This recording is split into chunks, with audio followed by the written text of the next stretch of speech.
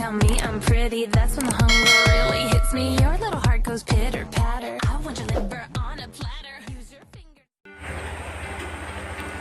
Energy moves life. The cycle of energy is based on the flow of energy through different trophic levels in an ecosystem.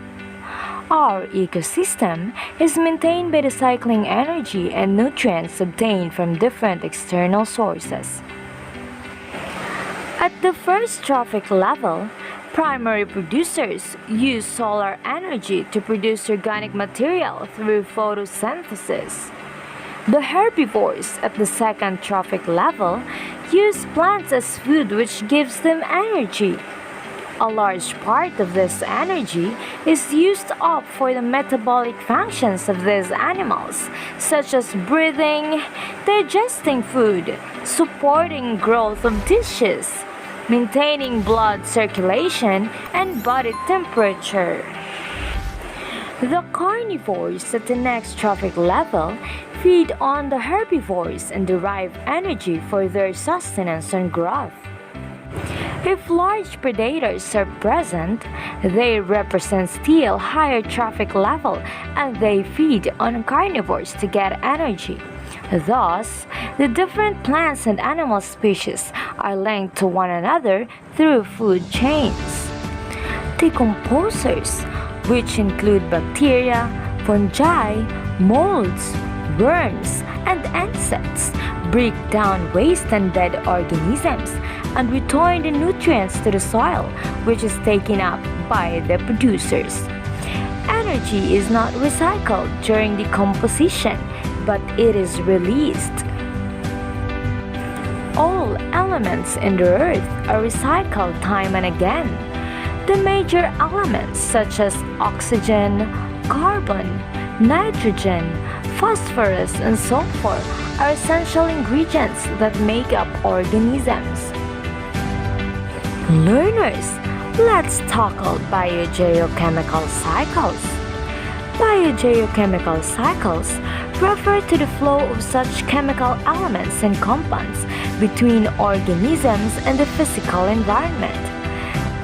Chemicals taken in by organisms are passed through the food chain and come back to the soil, air, and water through mechanisms such as respiration, excretion, and decomposition.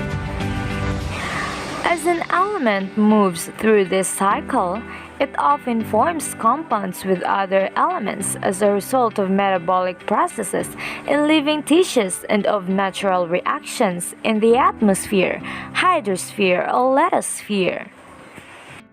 Such cyclic exchange of material between the living organism and their non-living environment is called biogeochemical cycle. Learners, here are some important biogeochemical cycles: carbon cycle, nitrogen cycle, and water cycle. In carbon cycle, carbon enters into the living world in the form of carbon dioxide through the process of photosynthesis as carbohydrates. These organic compounds are then passed from the producers to the consumers. This carbon is finally returned to the surrounding medium by the process of respiration or decomposition of plants and animals by the decomposers. Carbon is also recycled during the burning of fossil fuels. The water and chemical elements that organisms need continuously cycle through ecosystems, passing repeatedly through the biotic and abiotic components. They are cycles of chemicals that include both organisms' biotic and abiotic components, such as the ocean or rocks. As matter moves through a biochemical cycle, it may be held for various periods of time and different components of the cycle. A component of a biogeochemical cycle that holds an element or water for a long period of time is called a reservoir. For example, the deep ocean is a reservoir for water. It may hold water for thousands of years. Several human actions release huge amounts of additional carbon into the atmosphere. The most significant of these actions is the burning of fossil fuels. Large amounts of carbon in the gas methane are also released in the atmosphere from the decomposition of livestock manure and the waste in landfills. Some natural events can also quickly add carbon to the atmosphere. Wildfires produce carbon dioxide as a product of combustion, and volcanic eruptions release carbon dioxide from molten rock. Large volcanic eruptions can release enormous amounts of carbon dioxide in a short period of time. Carbon generally cycles more slowly through other processes. For example, running water slowly dissolves carbon in rocks, and most of this carbon ends up in the ocean. The top layer of ocean water dissolves some carbon dioxide out of the atmosphere, and carbon also enters ocean water from the decomposition of aquatic organisms. Carbon from these sources may settle to the bottom of the ocean as sediment. Over millions of years, this carbon may form fossil fuels or carbon-containing rocks. Carbon can remain in these reservoirs for millions of years. Let's land on nitrogen cycle. Nitrogen is present in the atmosphere in an elemental form, and as such, it cannot be utilized by living organisms. This elemental form of nitrogen is converted into combined state with elements such as hydrogen, carbon, oxygen by certain bacteria so that it can be readily used by the plants.